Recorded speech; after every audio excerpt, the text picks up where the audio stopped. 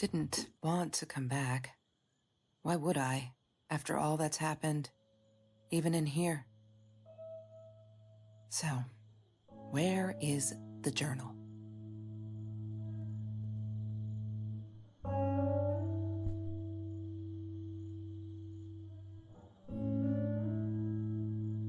Don't need to go in there. That's the bathroom.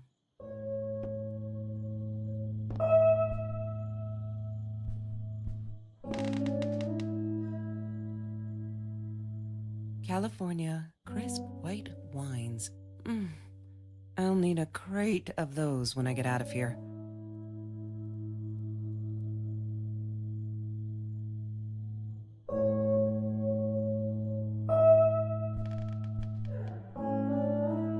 What, more than 100 again today? Glad I don't have to deal with that anymore. Look, Mr. Torres, I'm happy he finally got remarried. A honeymoon in the Bahamas. Wish I was there with them. Is that me? Oh my God, the hair. What was I thinking?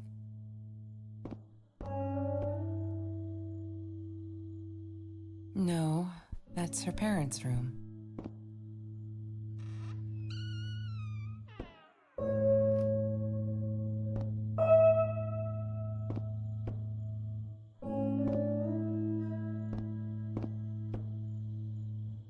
She wouldn't talk to me on the phone, so what else could I do? I drove all the way up there to Vancouver, freezing my ass off in that tin can of a car.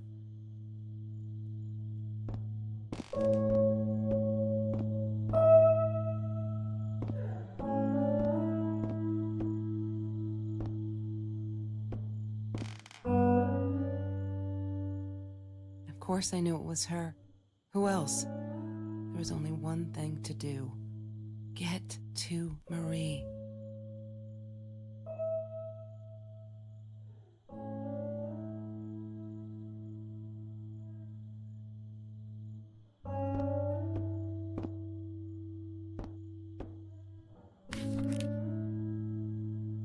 Hi, Kelsey.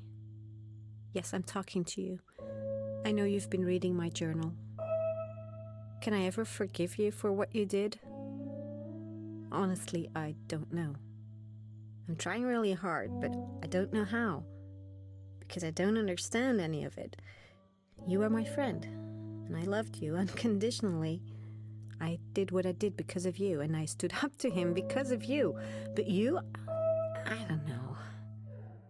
Right now, I can't be near you, so I don't want you to come find me. I promise I'll be all right. Marie. Except she wouldn't be. She would not be all right.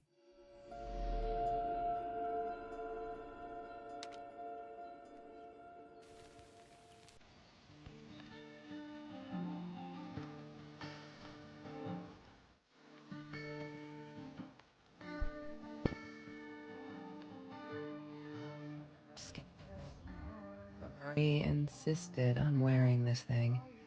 Really, I mean, it was Mr. Jones's pool, after dark. No one would ever come close to the freak. And he wasn't there, just to be clear. But someone else was.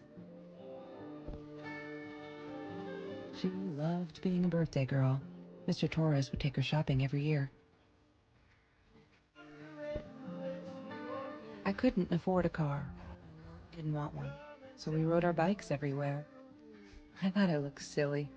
And with those damn sparkly shoes, I probably did. Yeah, I was losing my glamour status at school right there. Food rescue. Yeah, it was a good place to be. Until Marie showed up. I know she didn't mean anything by it, but the pity in her eyes. Worse than being hungry. The Green Eatery. Green as in with fungus. Yes, I am never eating Ayurvedic lasagna ever again. But some people must have liked Mr. Jones's cooking, because he was out every night cooking his green stuff.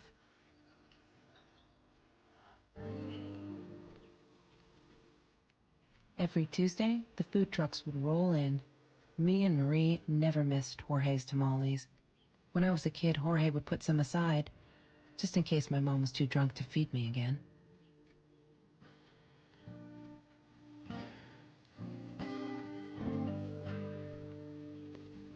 There's no such thing as food waste. And don't I know it? The smell of garbage will be in my nose forever, and the taste of it in my mouth. I swore I would never be that hungry again. I didn't care what it took.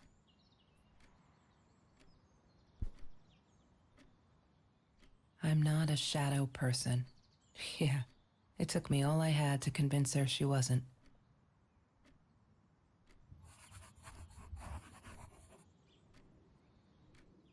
She asked me why I was so angry all the time, and I told her because it's a dirty deal. It's Russian roulette and utterly unfair.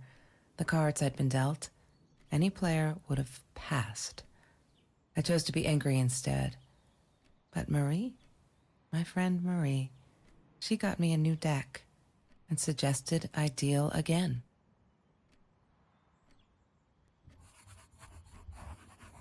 He had money, you see?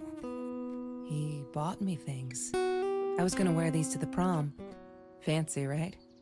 At the time, I didn't know where the money came from.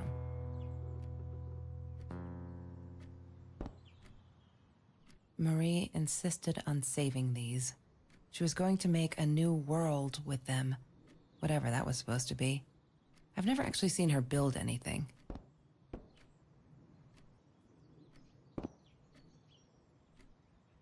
That's Trevor's phone number.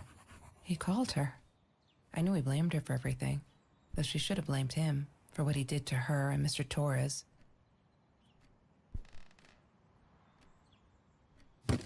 I need to find the key. A 5-figure number.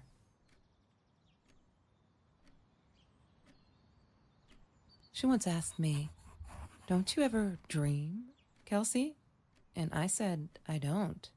I don't dream. I plan. What I didn't tell her was that I wouldn't allow anyone to mess with those plans.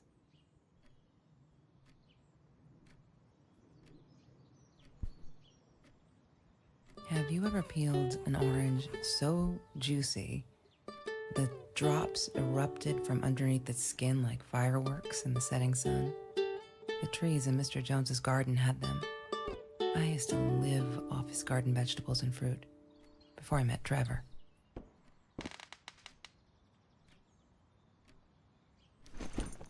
Disgusting, but cheap. I got used to them after I didn't want to go to the food kitchen anymore. The vicious taste of these meatballs still beat the humiliation of being served by Marie.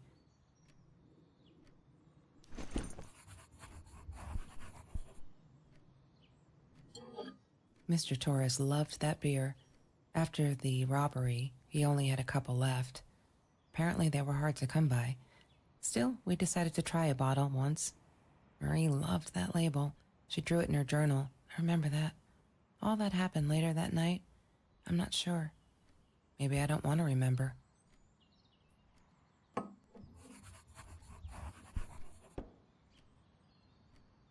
I wore those a lot. Not to protect my eyes, but to hide them. I didn't want anyone to know. Sometimes it got so hot, this thing wasn't doing it anymore. Then we'd take off to Mr. Jones's swimming pool. That night, I guess he must have seen us.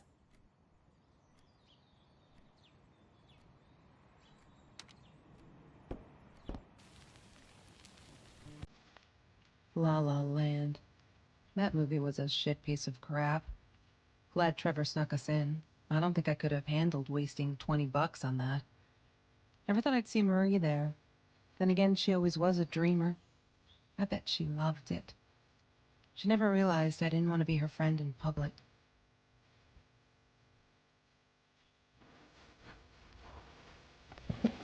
Lorraine, Marie's mom, died when she was 5. My mother, she might as well have been dead. She looked more dead than alive, anyhow. Passed out on the couch, empty bottles of gin on the floor.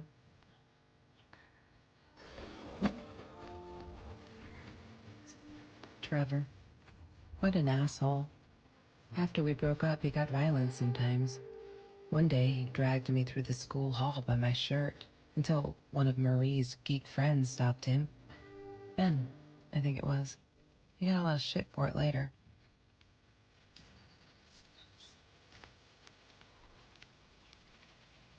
She was my friend, and I had to tell her. So I came back here, throwing stones at the window. But she didn't react, so I threw a bigger stone, and it shattered the glass. She kept the stone as a souvenir to remind her not to trust me ever again. Marie always dreamed about going to Europe. I don't think she ever went.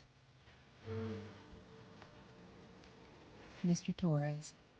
Thick as thieves, those two. Ever since Lorraine died, they only had each other. Marie was suffering when he was in intensive care. That was a nasty knife wound. She wouldn't stop about time travel and black holes and stuff. I just wanted to do something simple. Calculate shit. Boring, is what she said. Her, the weird kid, talked boring. So yeah, we settled on antimatter, because who wants to be boring?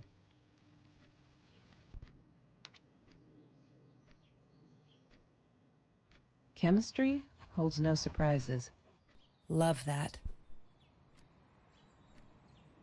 Yes. The science project. Of all people, they chose to pair me with the girl from Food Rescue. Outrageous. But I got over it, and chose to work my ass off. I had to if I wanted to get that scholarship. Hated that thing.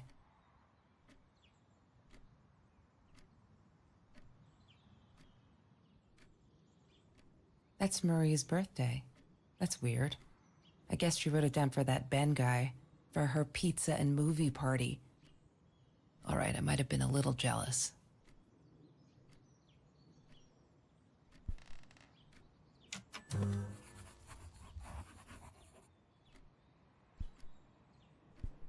Have you seen this man? Yeah, I've seen him.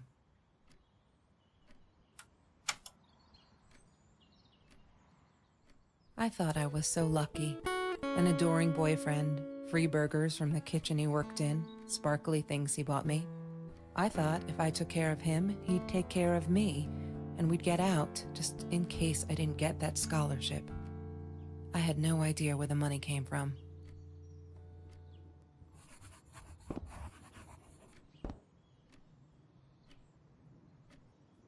She hated my cigarettes.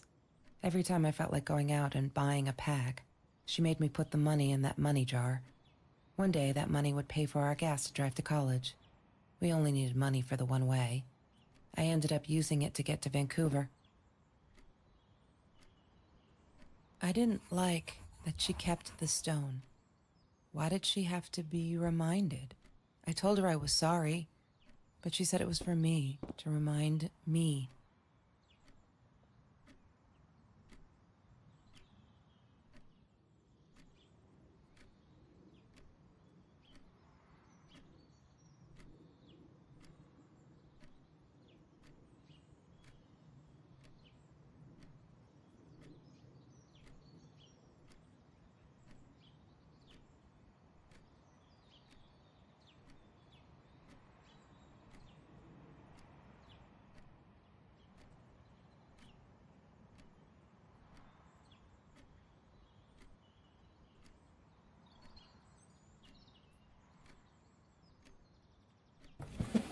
Mr. Torres and Marie were robbed in their own house, not long after we met at Food Rescue.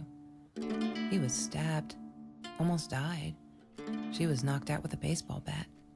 She was in the hospital for a while, stitches, concussion. She still had headaches, she said.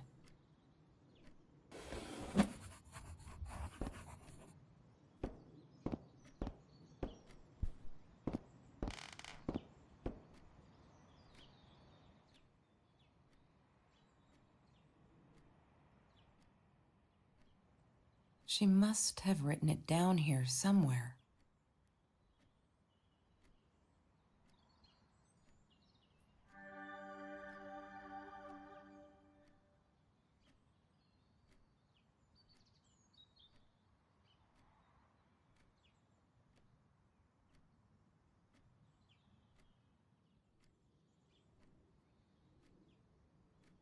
Why does someone need to get hurt before we step up and act, for Christ's sake?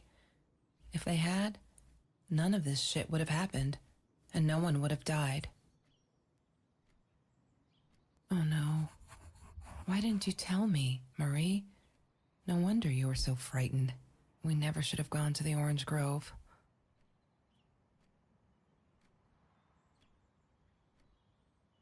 One day, I just had to know. What's up with all the cats? She said she admired them, that they were who they were without any pretense, that they had no fear of confrontation. She wanted to be more like them. When Bumblebee went missing, Marie cried for days. She thought I couldn't hear her at night. I could never prove it, but I'm sure it was Trevor. Marie, what were you thinking? You know that's illegal.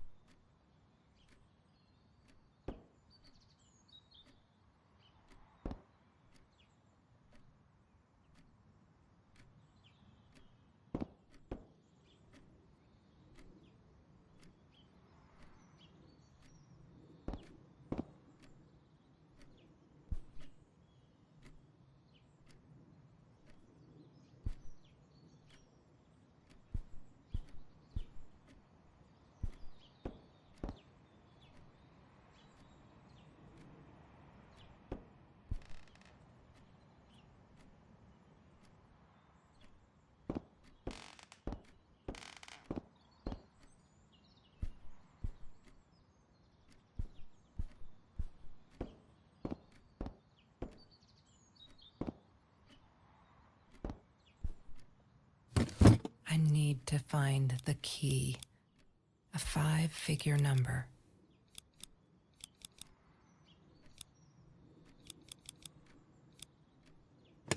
Yay! Good work, Kelsey. Oh my God.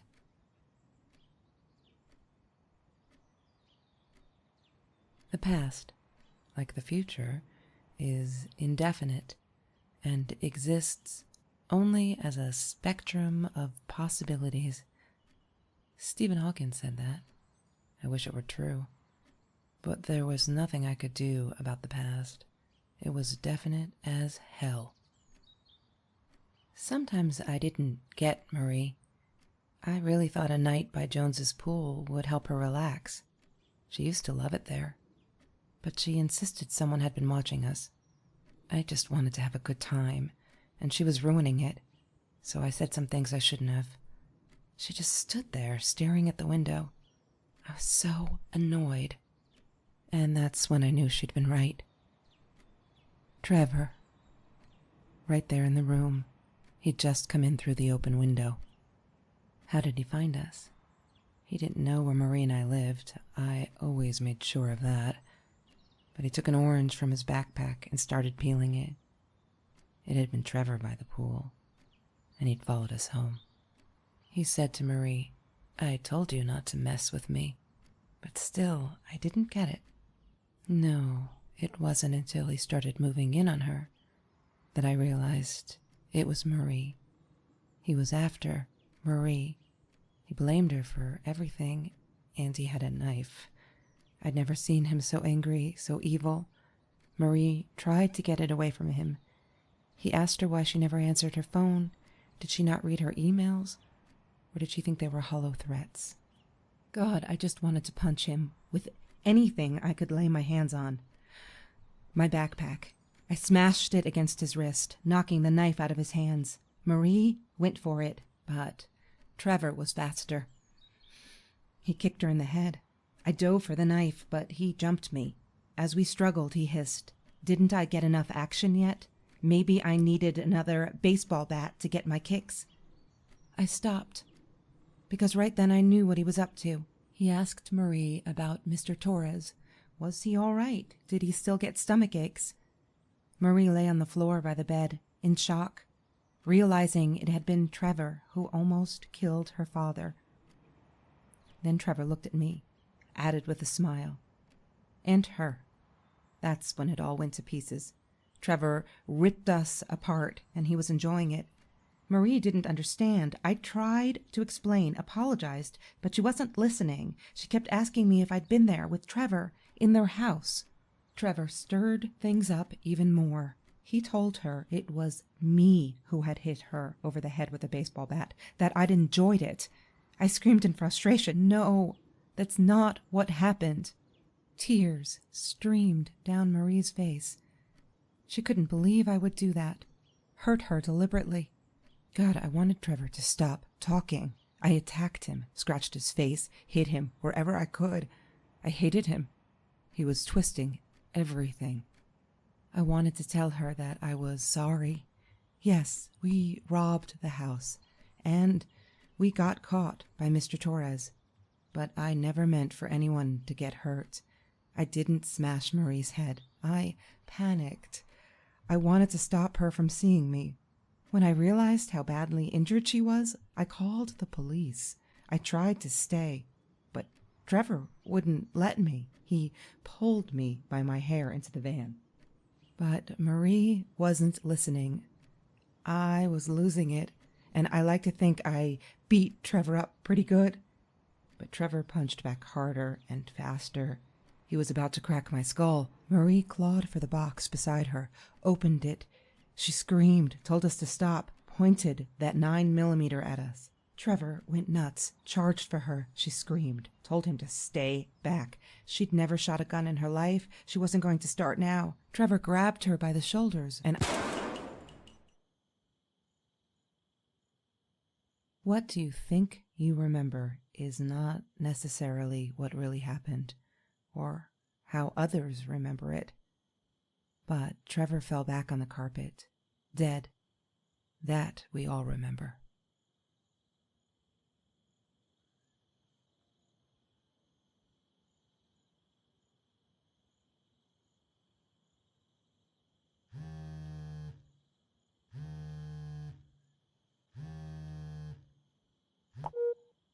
Mom, where are you? Get the journal? I'll be down in a minute.